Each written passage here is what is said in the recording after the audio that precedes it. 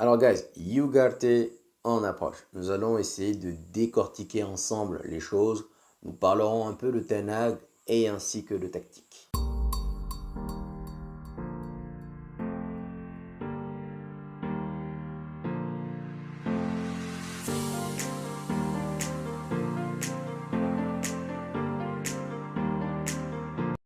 Alors guys, tel un sous-marin, on apprend aujourd'hui que Manchester United a formulé une proposition au PSG pour Manuel Ugarte, un joueur de 23 ans, uruguayen, et c'est un pur 6. Une offre qui a été immédiatement refusée. Certaines sources disent que c'était une proposition de prêt. D'autres disent qu'en réalité c'était une proposition vraiment dérisoire, que forcément le PSG allait refuser. Une offre que le PSG a qualifiée de insultante. Donc je ne sais pas, je n'ai pas encore les détails de ce qu'on a proposé, mais en tout cas, elle a été refusée.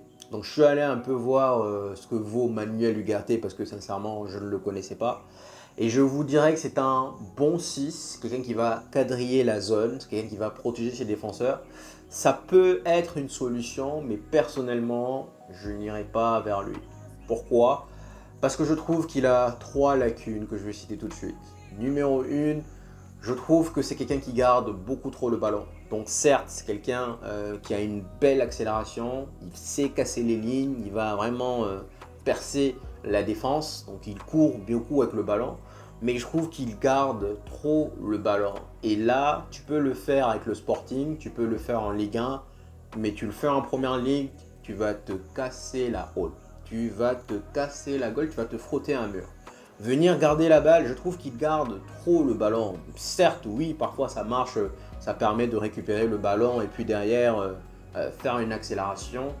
Mais franchement, ça en première ligue, je ne sais pas si ça passe. Je trouve que normalement tu dois vite libérer le ballon.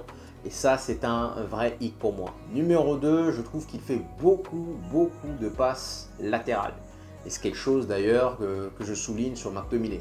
C'est-à-dire que c'est quelqu'un qui va courir avec le ballon. Et là, au lieu de nous faire une passe vers l'avant, une passe forward, il nous fait une passe latérale. Et si on revient sur l'anecdote de Rio Ferdinand qui nous disait que quand il est arrivé à Manchester United, il a fait une passe latérale à son latéral à deux reprises. À un moment donné, Roy Keane s'est rué sur lui en lui disant écoute, tu n'es plus à West Ham, ici c'est Manchester United. Lui, dans sa tête, il s'est dit que bah, écoute, j'ai fait une passe qui est safe. Elle n'a rien de bizarre, ma passe. Donc je ne comprends pas. Une fois qu'il est rentré chez lui, il a commencé à cogiter et il a enfin compris que c'est vrai que là, c'est Manchester United, c'est un autre level. Donc tes passes latérales ne servent à rien. Et c'est encore une fois quelque chose que je souligne chez McTominay qui arrive, qui te fait que des bim. Bien que cette année, il en a fait quand même quelques-unes vers l'avant. Passe latérale, ça sert à rien. Et je trouve que malheureusement, c'est quelqu'un qui fait beaucoup de passes latérales.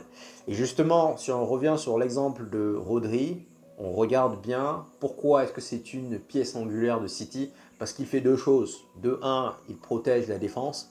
De deux, c'est le premier relanceur. C'est celui qui dicte le tempo et c'est lui qui commence à déclencher l'action. Ça commence à partir de lui. Donc si on a un 6 qui en effet va défendre, va vraiment protéger la défense, mais derrière il va nous faire des passes latérales, sincèrement ce sont des passes... parce que pendant que tu l'as fait, même si tu as progressé avec le ballon, ben, une fois que tu fais cette passe, l'équipe adverse elle a tout de suite le temps de se replacer. Donc pour moi ce sont des passes que je qualifierais de nuls, qui servent à rien. Donc de 2, je trouve que c'est quelqu'un qui fait beaucoup de passes latérales. Et enfin de 3, je trouve que c'est quelqu'un qui ne tacle pas assez. Et c'est ce que j'ai aimé moi chez Ederson et Zubimendi. Je trouve que normalement un 6 doit être capable de tacler sans faire de faute. Et c'est quelque chose aussi que Casemiro avait, Casemiro Prime bien sûr, avait dans son jeu. Un 6 doit être capable de tacler. Pourquoi? Parce que quand tu tacles, forcément tu envoies un message à ton adversaire en lui disant que écoute, si jamais tu t'approches de moi, je vais te... C'est ça que ça veut dire. Si tu ne tacles pas beaucoup, ça veut dire que bon ben voilà, c'est quelqu'un qui va défendre debout, voilà, on ne risque rien. Alors qu'un tacle, tu vois, la personne, le joueur peut être susceptible de se blesser. Donc du coup, pour moi, le message que tu envoies en tant que tacleur, en tant que chien de garde, c'est que attention à toi. C'est le message que tu envoies aux attaquants adverses. Et donc je trouve que voilà, voici les 3 lacunes qu'il a dans son jeu. C'est la raison pour laquelle moi personnellement, je ne me dirigerai pas vers lui. Si derrière ça se fait, bon, je vous dirais ok. Mais quand même, petite parenthèse, Manchester United ils sont quand même assez drôles. Ils arrivent, ils proposent des sommes assez dérisoires qui vont forcément être refusées. On le sait tous qu'elle va être refusée. Pour moi, si jamais vous voulez prendre l'effort de faire une offre, faites-la bien. Faites-la bien. Vous n'allez pas venir proposer quelque chose de dérisoire pour se faire refuser derrière. Donc, je ne comprends pas le principe. Vous le savez, tout le monde le sait que ça va être refusé. Donc, je ne sais pas. Franchement, je pense que le PSG l'année dernière, ils l'ont acheté quand même à 50 millions. C'est vrai que ça fait que 1 an qu'il est là. Mais il a joué 37 matchs avec le PSG. Il a joué 25 en Ligue 1. Donc 37 matchs, dont 25 matchs en Ligue 1. C'est quelqu'un qui a perdu sa place progressivement, justement parce que Luis Enrique pensait que c'était pas quelqu'un qui relançait proprement le ballon. Et encore une fois, la relance, c'est primordial. C'est-à-dire que quel était l'atout numéro 1 de Carrick? C'était la relance. Carrick n'était pas quelqu'un forcément qui allait tacler, n'était pas forcément quelqu'un qui allait... Mais c'était quelqu'un qui lisait le jeu, qui savait intercepter et qui relançait proprement. Carrick te faisait des passes souvent à la Paul Scholes. Et d'ailleurs, c'est de là que vient le nom it's Carrick, you know, it's not Paul Scholes. Bon, vous voyez. Et donc, si on a un 6 qui est censé être le premier relanceur et qui te fait des passes latérales, sincèrement, pour moi, ça sert à rien. Donc, moi, encore une fois, je ne me dirigerai pas vers lui, mais en tout cas, on verra. Donc, guys, dites-moi en commentaire ce que vous en pensez de Ugarte. Donc, moi, sincèrement, il ne m'a pas épaté. Je sais par contre, quand même, c'est quelqu'un qui perce les lignes, qui a une bonne corpulence. C'est-à-dire que quand il a le ballon, généralement, il ne le perd pas parce qu'il sait bien le couvrir, il sait bien le protéger. Donc je pense que tout ce qu'on demande à un 6 défensivement, il sera apte à le faire, mais sans aucun problème. Mais mon problème, mon petit bémol, c'est ce que j'aimerais qu'il fasse en tant qu'attaquant, quand on aura le ballon. Voilà comment je vois. Et encore une fois, je reviens sur l'exemple de Rodri. Donc, guys, dites-moi en commentaire si vous estimez que c'est un bon joueur, si vous estimez que c'est le genre de joueur sur lequel on doit aller se jeter, c'est le genre de joueur qu'on doit aller signer. Personnellement, comme je l'ai dit, je vous dis non. Et puis, ben voilà. Alors, guys, il y a une semaine environ, Ten Hag, en tant que consultant, lorsqu'il était en train de commenter le match de l'Angleterre, nous disait que les négociations de son contrat avançaient bien, mais il y avait encore beaucoup de choses à déceler, beaucoup de choses encore qu'il fallait régler. Aujourd'hui, on apprend que sa prolongation est quasiment imminente. Cela signifie que ces choses qu'il fallait régler ont été réglées. Donc, comme je vous l'ai dit, je pense que normalement, cela devrait se faire bam, bam, bam, bam, bam. Tel est l'enchaînement à partir de juillet. Donc, à partir du 1er juillet, on va entrer dans une espèce de cyclone, j'espère bien en tout cas de bonnes nouvelles. Donc Ten Hag est sur le point de prolonger. J'espère vraiment qu'il va retenir ses leçons. On parle d'un contrat de 2 ans plus une année en option. Donc là, nous sommes en 2024, probablement en 2027. J'espère vraiment qu'il aura appris de ses leçons parce que on n'a pas envie de revoir ce qu'on a vu l'année dernière. Certes, il y a eu des blessures, mais tactiquement, c'était infâme. Il faut quand même qu'on se dise la vérité. Et je voudrais revenir sur les déclarations de Ruud van Nistelrooy, justement, histoire de faire le parallélisme par rapport à ce qu'il nous avait dit lors de la défaite contre Arsenal l'année dernière, lors du 3-2 à l'Emirates. Vous vous souvenez, Casemiro avait été suspendu, derrière, on n'avait rien proposé, Martinez nous met une égalisation sur corner, et Nketiah nous met un doublé. On perd le match 3-2. Et justement, pendant ce match, Ruud van Nistelrooy était dans les loges, donc Sky Sport, et il a commenté le match. Il disait, je cite sincèrement, Manchester United a cru avoir de la chance et sécuriser le point, mais au fond, ils n'ont rien proposé. Le fait de voir Manchester United proposer aussi peu dans le jeu me fait de la peine, me peine. Voici les mots de Ruud van Nistelrooy. Comme je vous l'ai dit, Ruud van Nistelrooy, c'est quelqu'un qui aime le ballon. C'est quelqu'un qui veut garder le ballon. C'est quelqu'un qui joue généralement en 4-2-3-1, donc quasiment comme Ten Hag. Mais une fois qu'il est en phase offensive, c'est quelqu'un qui va tout de suite, un peu comme Ten Hag quasiment, tout de suite avoir le latéral gauche qui va monter très haut, le latéral droit qui va descendre, coulisser donc en défense centrale pour faire une défense à 3. Normalement, c'est un bloc, c'est vraiment un bloc. Il y a très peu d'espace quand ils n'ont pas le ballon entre les joueurs, entre les lignes, donc très peu d'espace. Parce que quand on regarde bien, encore une fois, Ten Hag, pourquoi nous avons concédé autant d'occasions l'année dernière? Parce qu'il y avait quasiment un boulevard entre un joueur, entre Casemiro et Bruno ou Meino, il y avait quasiment au moins 5, 6, 7 mètres. C'est énorme. Et donc les joueurs étaient là un peu esselés, chacun de leur côté. On était loin, très loin d'une équipe. Et la force de Rio Van Nistelrooy, justement, c'est dans un premier temps, quand on n'a pas le ballon, c'est vraiment être compact. Mais compact, pas bas. Compact, vraiment au milieu de terrain.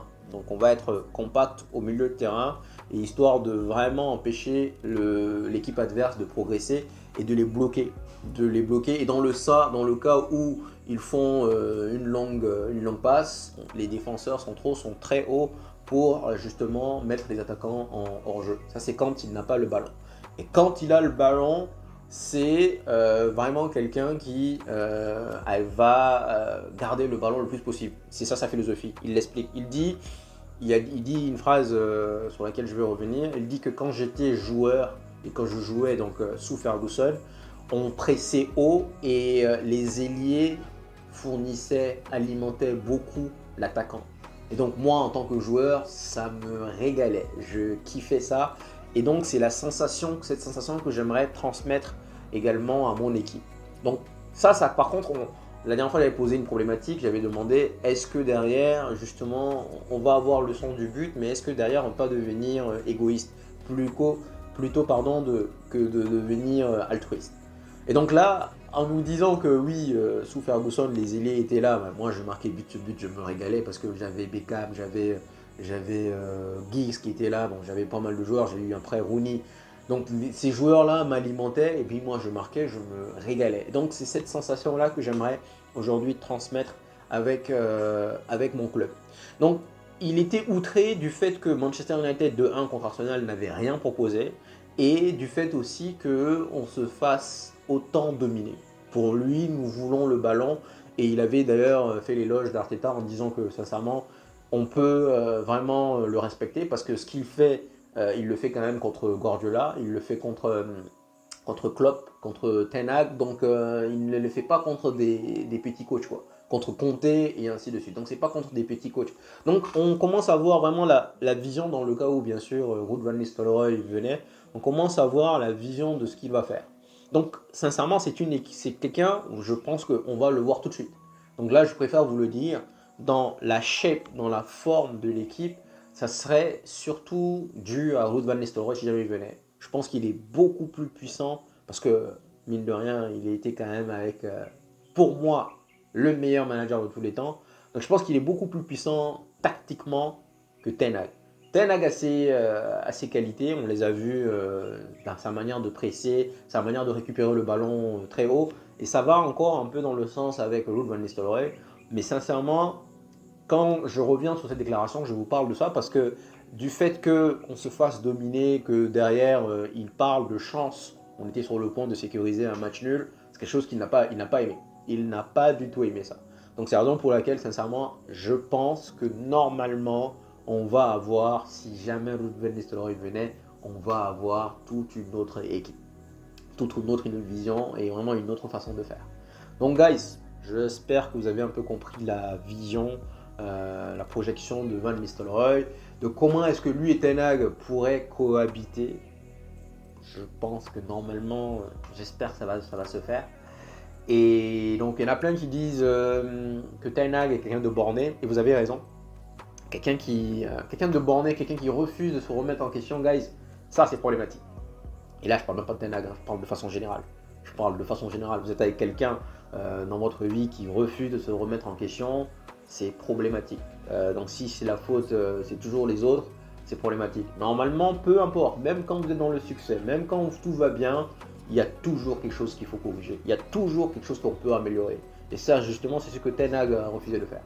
Donc, guys, dites-moi en commentaire ce que vous en pensez. Est-ce que vous estimez que Ten Hag et Van Nistelrooy pourront cohabiter? Bon, il faudrait qu'il comprenne qu'il n'est pas, qu'il est surtout là pour l'aider et non pour lui faire concurrence.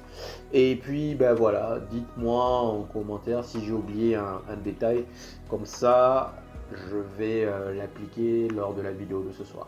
Merci guys, vous connaissez la musique, merci d'être arrivé jusqu'ici. Merci infiniment pour le soutien, comme d'habitude, like, comment, share.